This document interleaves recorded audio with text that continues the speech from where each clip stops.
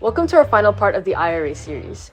If you haven't watched our previous videos going over the prevailing wage requirements and how to get your wage determination, we highly recommend doing so. Today, we'll be going over the apprenticeship requirements and the best practices to obtain an apprentice.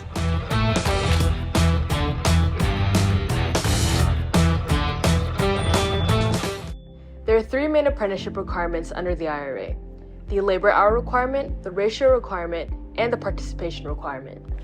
All requirements must be met to qualify for certain tax benefits and to avoid penalties. The first requirement is the labor hour requirement.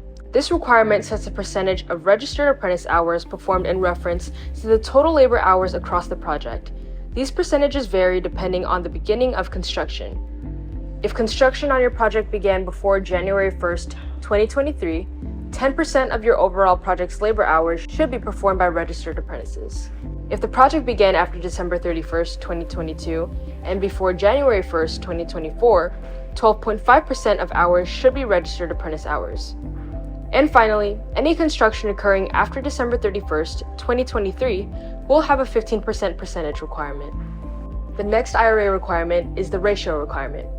When apprentices are on a project, they are typically supervised by a journeyman. However, the provisions for the ratio of apprentices that a journeyman can supervise at once may vary.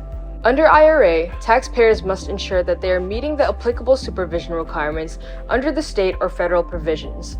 The ratio will be determined either by the DOL or the applicable state apprenticeship agency.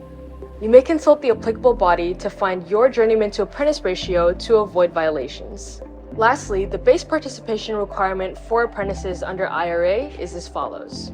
Each taxpayer, contractor, or subcontractor that hires 4 or more employees to work on a qualified facility must employ at least one registered apprentice. This requirement is maintained across the life of the project and is applicable across all contractors. Let's examine a few scenarios to see how this is applied.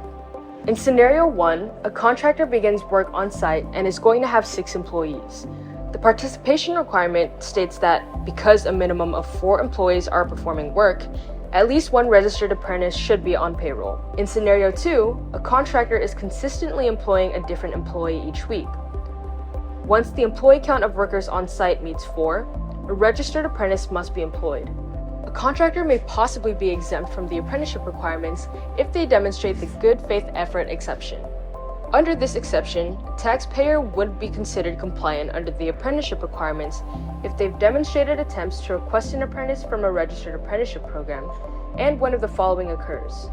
1. The request is denied through no fault of the taxpayer, or 2. No response is provided within 5 business days after the request was received by the apprenticeship program. As provided by the IRA requirements, records must be kept, such as those indicating these attempts and proof of instances of exemption to thoroughly document efforts. Now, how do you employ apprentices for your project? The IRS guidance cites an apprenticeship program tool available on apprenticeship.gov. The Office of Apprenticeships Partner Finder provide access to different apprenticeship programs depending on your location and occupation. You may use these tools to find an apprenticeship program for a classification being employed on your project, and you may reach out to the halls listed and attempt to employ a registered apprentice.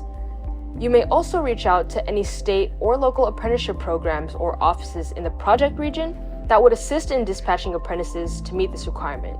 Taxpayers who are unable to meet the apprenticeship requirements or demonstrate a good faith effort exception may have to pay a penalty of $50 per labor hour where this requirement was not met. If this is determined by the Secretary of Labor to be an intentional disregard of the provisions, then the fine increases from $50 to $500 per hour. Taxpayers may also be forced to pay back the majority of credit received. With this in mind, it's important to meet the apprenticeship requirements and avoid costly penalties. Thank you for watching this video.